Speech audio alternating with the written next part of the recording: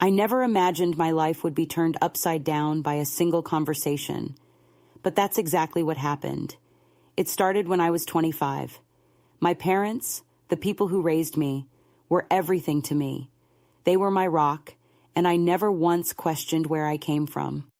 I looked like them. I acted like them. I was theirs. But then one evening, my dad sat me down and everything changed. He looked at me, and his face was more serious than I'd ever seen it. "Sweetheart, we need to talk," he said. His voice trembled slightly. "You're adopted."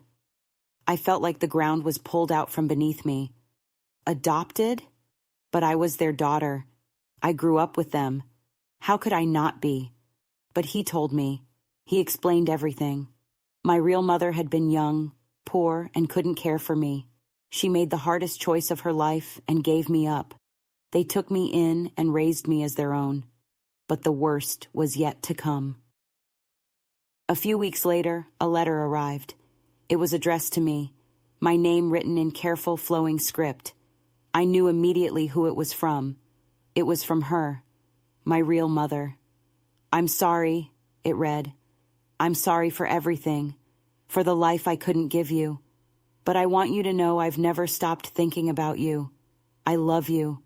Please, meet me." I could barely breathe. Everything I thought I knew about my past was unraveling. My mind was spinning. Why had she given me up? Was I just a mistake to her, or was she forced into it? I decided to meet her. I needed answers. I needed to understand. We agreed to meet at a small cafe. I remember walking in, my heart racing.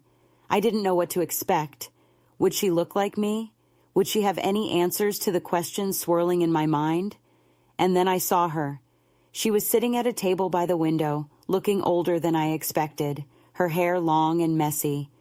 But when she looked at me, I saw it. Those eyes. My eyes. It was like looking into a mirror, but one I'd never seen before. We sat in silence for a few moments. She was crying, and I couldn't help it. I started crying too. She reached for my hand, her voice breaking. "I'm so sorry," she whispered. "I never wanted to leave you, but I didn't have a choice. I was too young.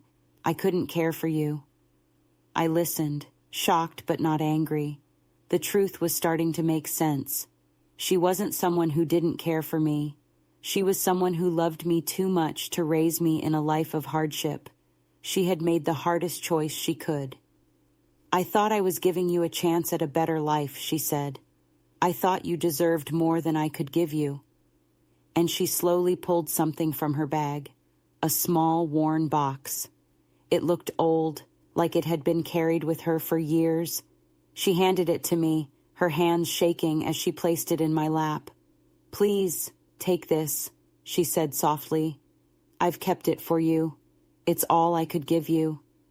I opened the box, and inside was a small, delicate silver necklace.